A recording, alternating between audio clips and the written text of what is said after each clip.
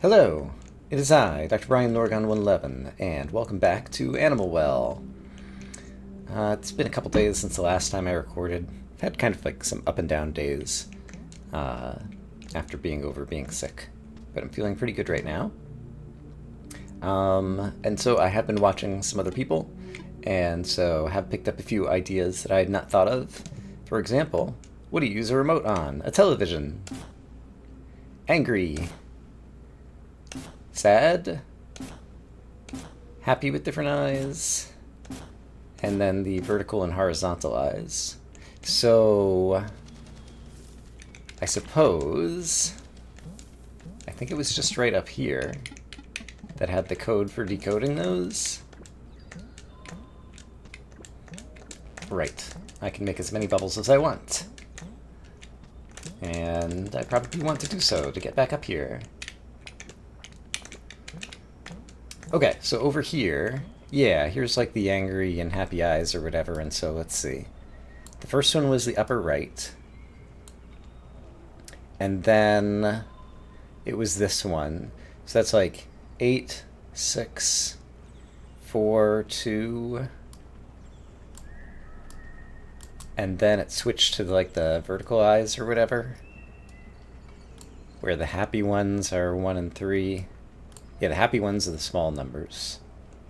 Okay, so I think I can convert that into a flute song, basically. Oops. So once again, that'd be 8, 6, 4, 2. And that, I guess, would be 7, 5, 3, 1, I think. Okay. So that would be like that. And then that. Hey, okay. It was a bunny. Everything is a bunny. Let's save the bunny progress. Okay. Let's see. I have not had new insights about this. So I'm just going to ignore that for the moment. Apparently, I never used the UV over here because I saw someone else do it. And look at this, 90, 330. So I've changed my impression of what I'm supposed to do with the clock. It's not wait until it gets to midnight. This is a speedrunning challenge, and if you finish the game in 30 minutes or 90 minutes or 300 minutes, you can go into these doors and get some kind of rewards. That's my guess. So also, if we go over here, there's the code that warps you to the top of the well that I saw someone else just brute force, kind of based on dumb luck. And so I've been using it for convenience. I don't see anything else over here. And then another thing that it probably should have occurred to me to try. It's hard to tell over here. But I guess there's a place to use the top just to the left of me. Yeah. Alright. And so this brings us into some kind of walking simulator or something. And I guess there's like chests and prizes in here or something. But I'm not sure how it works. Can I press buttons while I'm in here? I can press a number of buttons, but... Oh, yeah, I can even use my top while I'm in here. Are there other things I could use while I'm in here? Suppose I tried to use my remote. The whole thing lights up. Exclamation point? What's the exclamation point about? There's definitely an exclamation point above my head. What does it mean? Like there's a chest over there, it looks like. Oh, it's because the top was still on the ground and I could pick it up. Okay, I figured out the purpose of the exclamation point. So I guess this is like step count. And are there other buttons I should be pressing?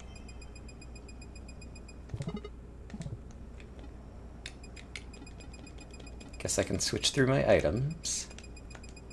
Can't seem to use the wheel while I'm inside here. Like, it seems like there's a chest over there that I should try to get somehow. But I don't know how to do that.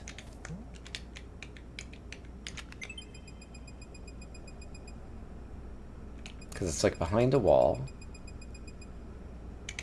And it seems like all I can do is walk left or right. I'm at 76. So I go 20 steps each time I walk one of these thingies. Alright, well, some kind of Easter egg over here. And I don't think there's anything else I can do.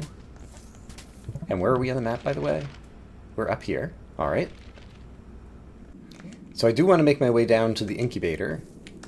But before I do that, there was one other thing I wanted to check out. Yeah, so apparently there's a secret over here that maybe explains something about what we're supposed to do to change the picture art here on the grid. But I'm not really sure what to make of this. Like, it just shows some pixels, like a 4x4 grid. Like, I guess I could put those pixels somewhere in the picture. But why or where? Like, those pixels don't exist already in the grid. I'll have to think about that to see if there's some way that I can interpret that as instructions about what to do. Alright, let's head down toward the incubator. Okay, so I made my way over to the incubator. Sure enough, place egg. Alright. We made, like, the manticore again, and his eyes are lighting up and he shoots lasers at me. That's not nice. Alright, I can still scare him away with the light. Oh, but it opened the room to the left. Pick firecracker, sure. And now there's like another manticore door and another place to play the flute. Interesting. Alright. So... oh, and I can use the remote here, probably. Well, kind of. Alright, he's gonna shoot lasers at me again if I'm not careful. Do I need to kill him again? That'd be kind of weird, but okay.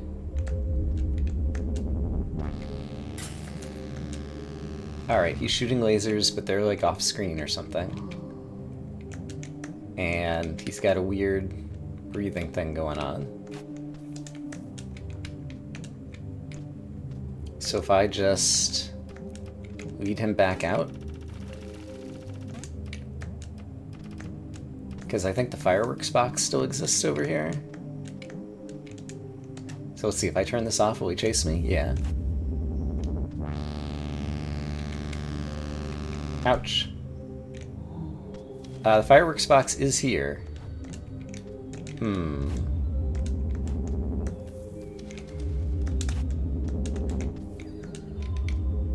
So I can't just kill you that way. And you're gonna keep shooting lasers and chasing me all around? Is there somewhere else I could bring you to? That would be better. Maybe this Taurus. I don't know what to do with it. Maybe not.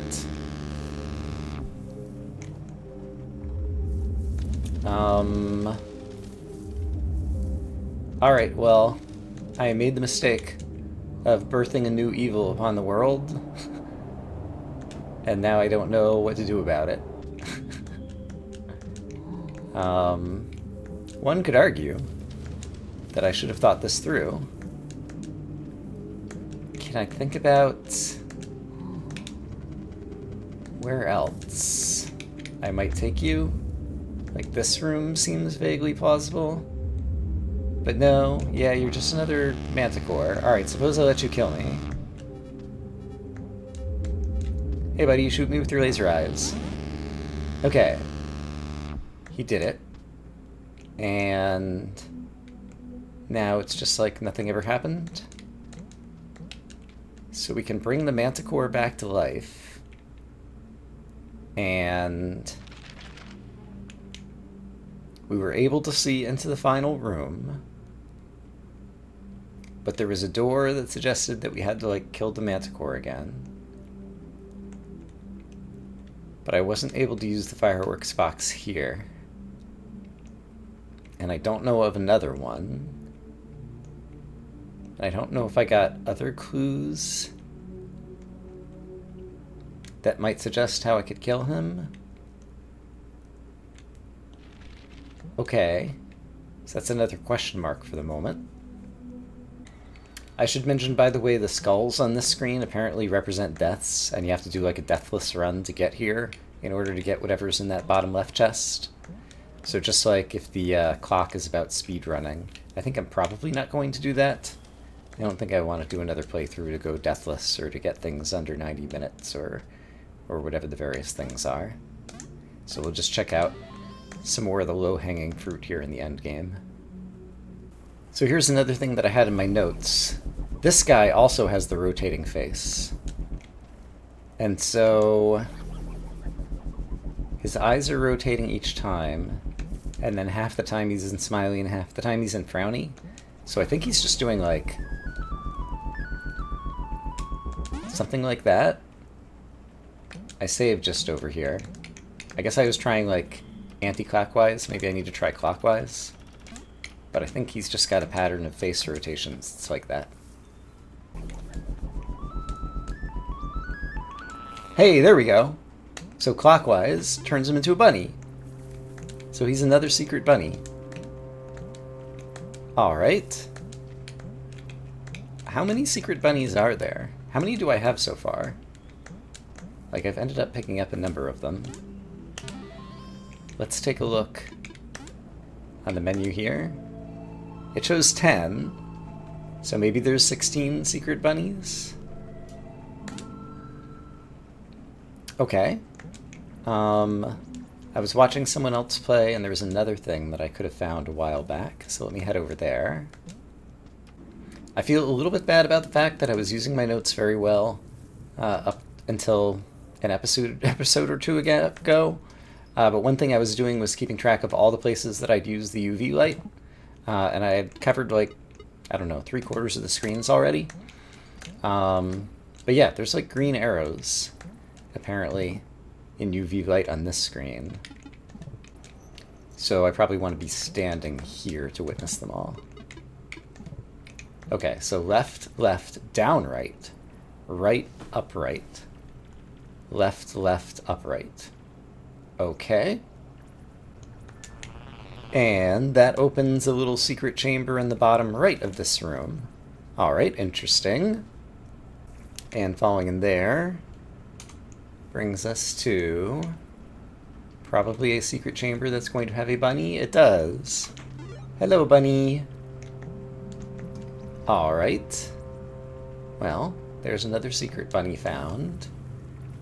So is it just about finding secret bunnies in the end game? And then, yeah, like, figuring out some way to, like, kill the boss again? I can't remember if I've shown it on camera or whatever. One of the outstanding puzzles I had was how to get to the right of here, because there's no switch in here for the remote to control these doors. And while you can toggle them here, it's the case that you still can't toggle them there. And so I read about the solution, which is clever, which is every time you fall into water or land on spikes, you quote-unquote, you know, like die or whatever, like you take a hit point or whatever, and you respawn at the last place you were on your feet. And so I believe the gist of it is I need to, like, find a way to be standing here in this area, then bubble out onto different screens or whatever and find a piece of water to fall into and respawn after having actually also toggled the state of the blocks so that I'd be inside here with that door open. And I guess there'd be some kind of bonus prize in there. I looked around and I don't see an easy path to, like, get to water to do it, and so I don't feel like actually executing it, but I did enjoy the gist of the puzzle. I would not have thought of that on my own, and it's a very clever way to kind of, like, hide something behind some blocks that normally you wouldn't be able to get through or whatever. So that is pretty cool. Okay, so I was reading about the Manticore, who apparently just auto-summons themselves again. But apparently 2 screens to the right, there's something that can happen in this room. Like, I guess over on this wall or something? Yeah, okay, he breaks the glass with the lasers. I'd seen some broken glass, but hadn't appreciated it as a useful mechanic that wanted to work in my favor. So there's some glass that just got broken over there. I should probably turn the lamp back on to try to chase you away. And then can I hide behind some things, possibly? Or let me just switch screens again, maybe? Okay, you can finish lasering over there. And then don't mind me as I come over here for a second. Alright, you're gonna shoot again. I did not want you to shoot again. I'm dead. And I didn't save over there. Alright, I'll be right back. Okay. This is still broken open. Even though he hasn't... I guess I have to walk back into his room to, like, re-summon him. Ah, okay. So there's a place to use the wheel over here. And I guess I can move this door out of the way. Oh, there was, like, more stuff to break down here, it looks like. Suppose I use the top again. Okay, it's just like a way back out, sure. And then over here, there's a fruit. And can I see anything? Oh, I'm just over here in this room. But I'm not sure what that's gonna do for me. Alright.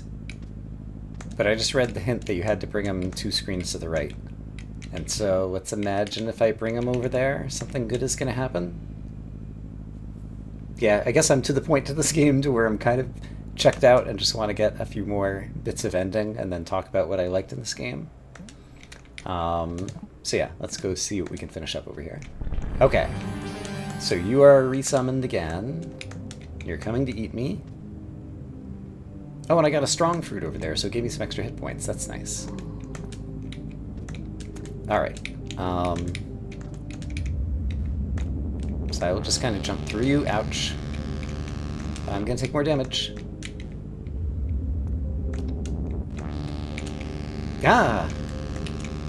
Alright, you're mean. Okay, finally made the jump.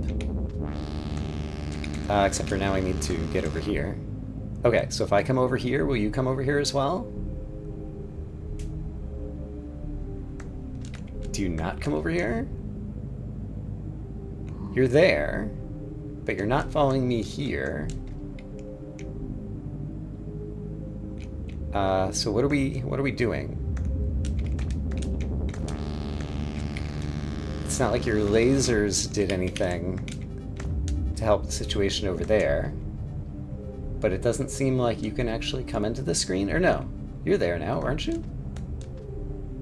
Can I turn on the lamp to see better? I hear you breathing. But it seems like you don't come to this screen.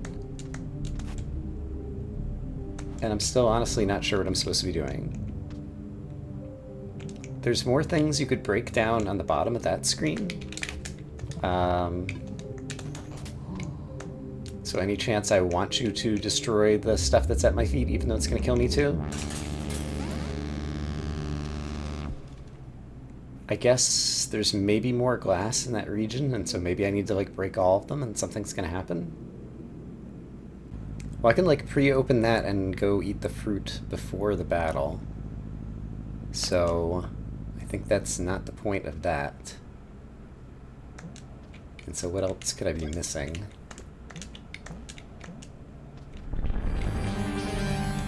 Oh, the door back to the left. I see. I opened this because I turned those same thingy-madoos. And now I need the super ball in here. And so I need to chase you away real quick. It doesn't seem like I can chase you away real quick. Okay, let's super ball. Thanks. And then I want to play a flute over here, I guess.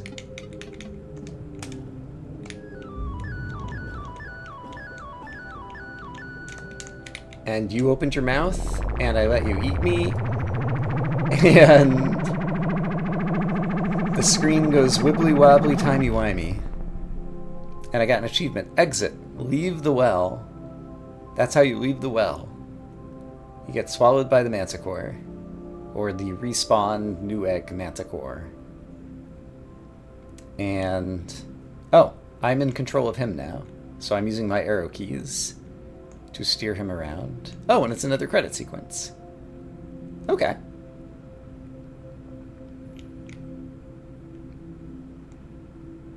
So yeah, I have watched a couple of interviews or discussions with the developer. I would love to know more about the engineering of this game. It is tiny, and I guess it's like all custom game engine stuff.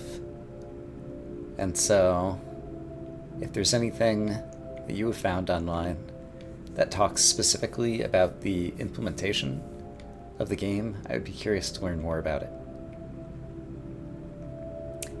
Alright, but the credits are not very long, so we can sit through them again. And be thanked ourselves! Hadn't tried pressing the other buttons. I'm trying pressing the other buttons. Pause does something. Not much else does. And right, we're on a torus, so I can wrap around the screen. Alright, none of my buttons seem to do anything. So I'm just floating around space. Oh! Alright, I was just flying around for a while, and I found something. Oh, and 36 hours apparently just passed. So even if I did want to go look for the cuckoos at noon, 12 o'clock on the clock, I missed my chance, it seems like. Alright, so I'm like climbing over some bricks. But it doesn't seem like I can go any farther to the right. Or now I can. But I can't go any higher up. I've reached some kind of like map boundary, it feels like. And I'm not sure what to do about it. In any case, this reminds me a little bit of a weird ending of a certain other weird game I've played recently, where you're just kind of moving about endlessly. Oh, hey! I found a bunny. Disembark. Hi, bunny. Bored. I see. So you can climb back aboard, but I can't seem to interact with this bunny, it doesn't seem like. What happens if I... yeah, it does kind of like scare you away. Oh! It's like I'm so high up in the world that gravity is very low, and I've got floaty jumps. And I can't interact with the bunny rabbit. And his ears are doing different things, but I'm not sure I can interpret that necessarily as the thing that I saw in the UV light in the office. Oh wow, you're like a blinky bunny. But I still can't interact with you. I wonder if these are like all the bunnies that I found. Like, what did I find, 10 of them or something?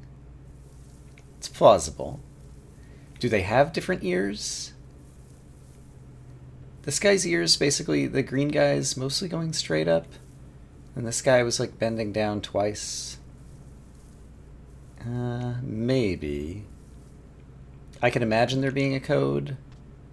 And then what do we have going on here? 4 switches.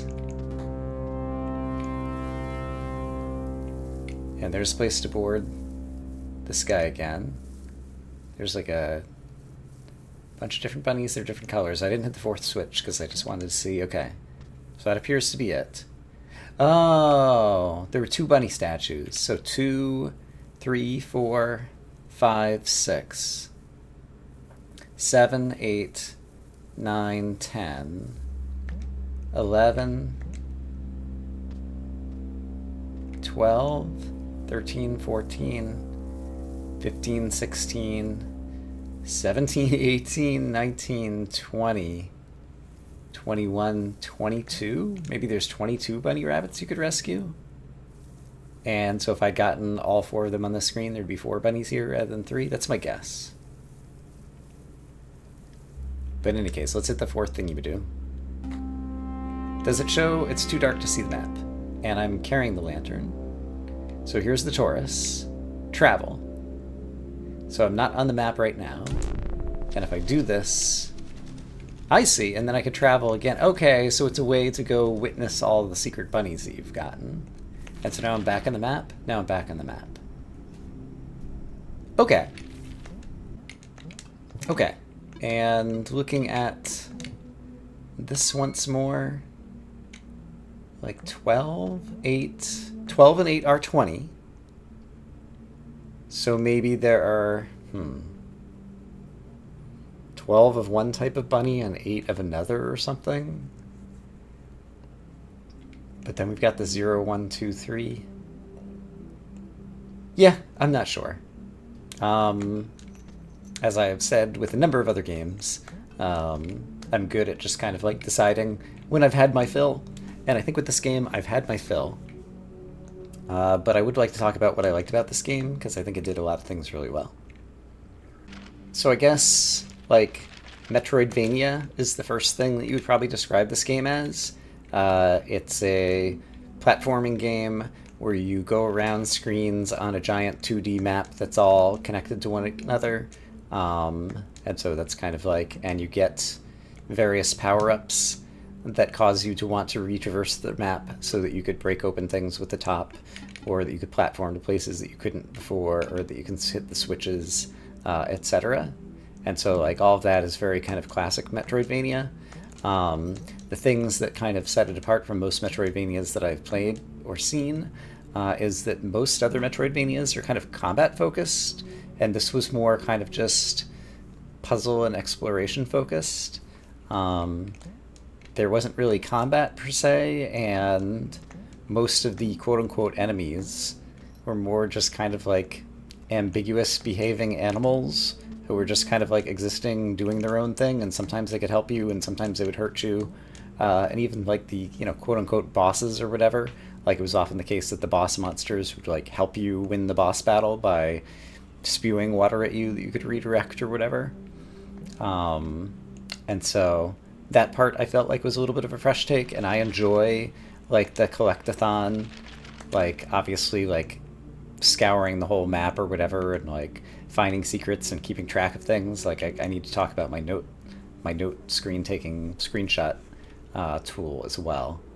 But I enjoyed it for that, and I really liked, sorry, I had to edit out some coughing. I really liked the power-ups in this game. They were mostly unusual. Like I've seen, for example, like the bubble wand or something very similar in another game, but doing something like that rather than a double jump is more interesting. The frisbee was a very unique kind of item.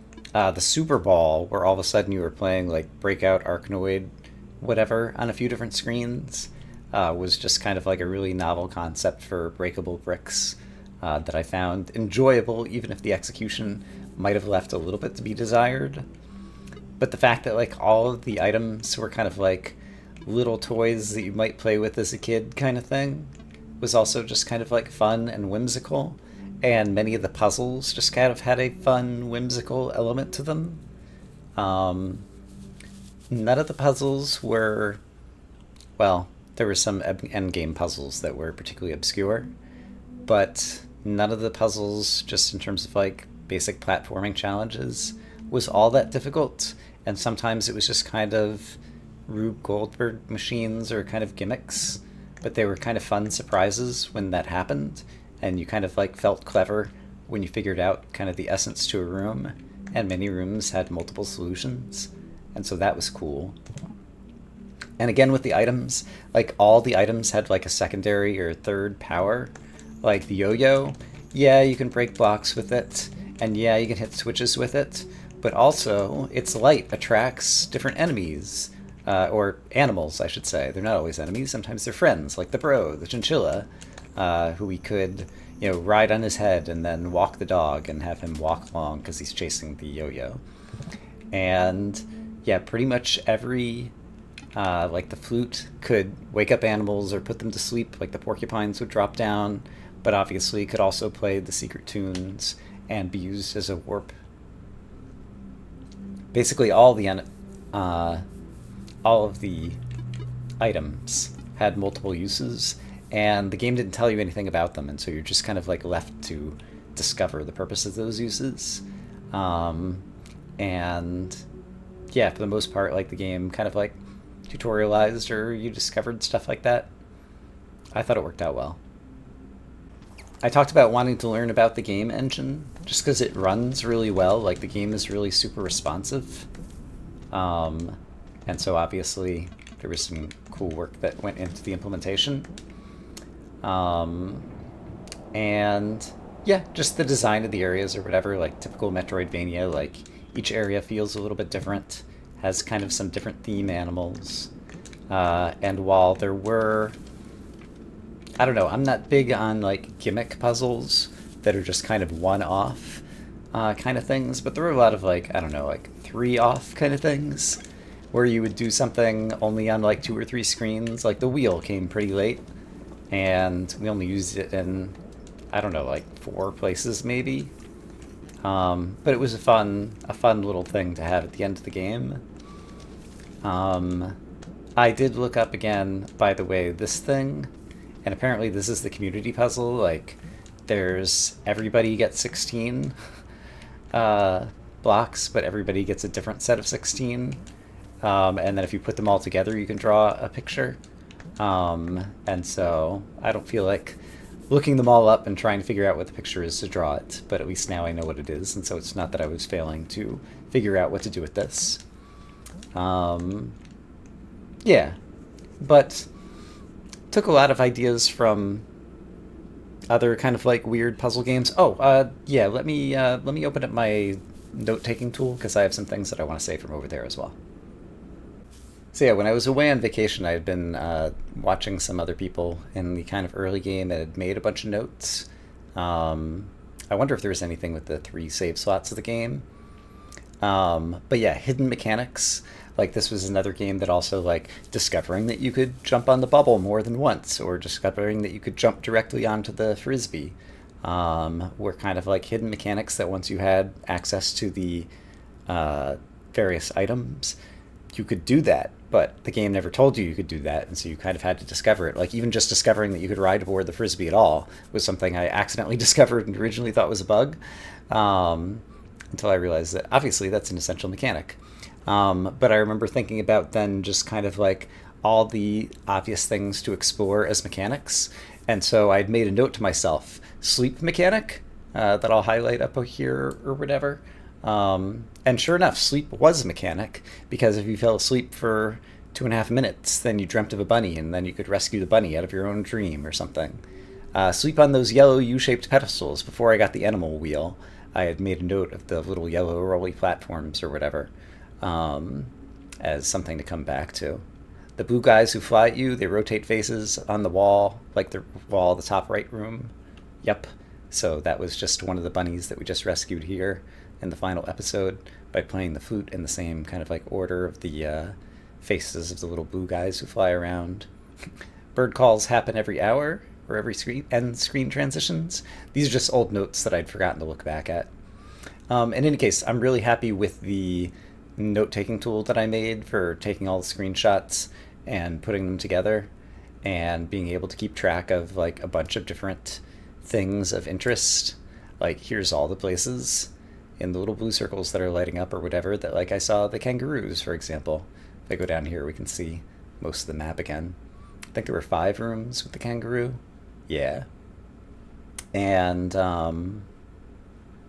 yeah, I forgot to take a screenshot of the last room with the manticore, but that's okay. I had a lot of fun with the programming of this project, and it's very useful to me. I still don't know the best way to like use it in a Let's Play or in a Twitch stream to be able to like show this on the screen sometimes. Like I was thinking about ways to kind of like embed my own mini map or something, but like keeping it up to date, and when would it not be obscuring something on the screen that you'd want to see. Like I hate it when I'm watching streams and like people have face cams and they try to tuck the face cam away in some corner, but it always ends up obscuring part of what's happening in the game. And the alternative is just to like show only this or whatever and just show the bit that I'm looking at. with my own eyes right now on the on the video or on the stream. But even with that, like, there's a lot of detail and stuff that was going on in these maps and my own notes, and knowing exactly like what to look at and what I'm thinking about is its own kind of problem. So I'll probably continue to work on this tool or tools like it for screenshots and note taking and various other things in the future, because I think it is really useful, but I still feel like I haven't realized its final form in terms of what it would be best at doing. So yeah, if you have ideas, feel free to throw some of those in the comments as well. But in any case, this was a good game. I think I did did enough with it to satisfy my own desires. Obviously, there's more secret bunnies to find and some other weird secrets that you could go after. But it was a good game. It was a very solid Metroidvania and had a bunch of kind of unique ideas or kind of different slants on kind of like how to do the game. And I'm glad that I played it.